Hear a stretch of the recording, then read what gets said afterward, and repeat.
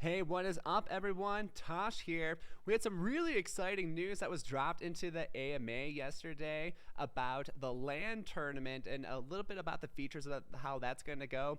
Today is also DFK Day, and but while I'm shooting this video right now, the presentation for Crystal Vale has not happened yet, but expect a video soon that's going to be covering those details. I'm super excited to hear about it. They were really hyping it up in the AMA today, but I am here in Denver, and we'll be attending ETH Denver today, so it's going to be super fun to actually see all the DeFi Kingdoms people in person.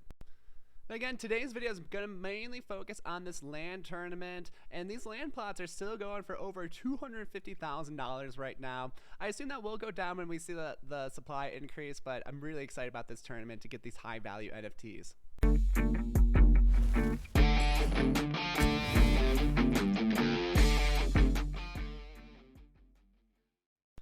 Just a couple quick reminders. If you enjoy this content and want to see more about DeFi Kingdoms, make sure you like this video and subscribe to the channel. It helps a ton, and I super appreciate it.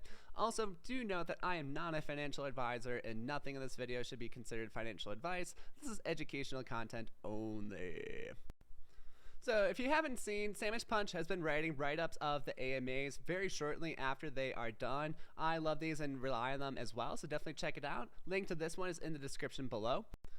So here's that first piece of alpha that Hubert dropped about the LAN tournaments. So this is going to be the first look into PvP, and it's not going to be the full-scale PvP or combat systems that they end up developing, but it's going to be a simplified version of that so they can kind of test and run some things, get the sequences right in their contracts, and then they can more fully develop this later.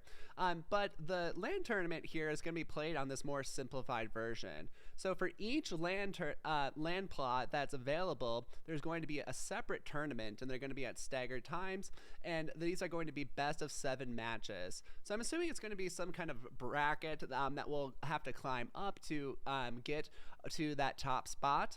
And reminder also, if you win one of these tournaments, it's very likely that you're still going to have to purchase one of these land properties, which is going to be a significant amount of jewel if history tells us anything. So keeping that in mind, people that have high-level heroes and heroes that are advanced, elite, or dread knights are very likely to do well in these tournaments. However, it is going to be a skill-based thing too, so it's going to be a game that we're going to have to learn very quickly. I certainly will be covering some of that and some of the strategies that I'll be using. Another piece of alpha that was dropped yesterday is that they want the heroes to actually move across this world map.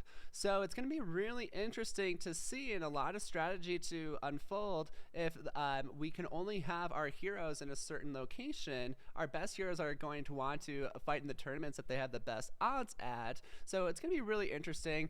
This right here is just a prototype of what that's going to look like, but essentially they want to have time-based movement for your heroes across this map, and maybe if they're at this land plot, then they can only easily gather resources from nearby areas or travel to them, where it might take a really long time if we wanted to like fight the next tournament at this land plot way over there.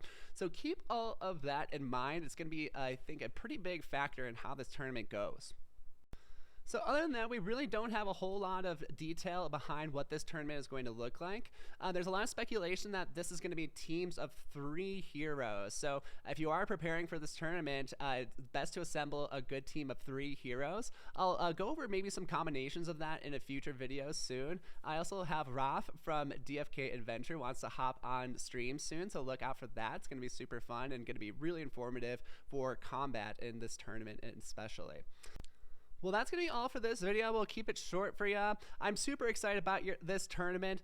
Post any speculations you have about this tournament in the comments below. Would love to hear that. Also, if you're watching this video early, I am going to be doing a live stream today from DFK Day at ETH Denver, and there I'll be giving away 2 different heroes. One is actually a rare ninja. Both of them are miners, so they'll be great heroes to get you nice and started if you are newer into DFK. Anyway, thank you guys so much. This is Tosh signing out. Catch you at the next one. Laters.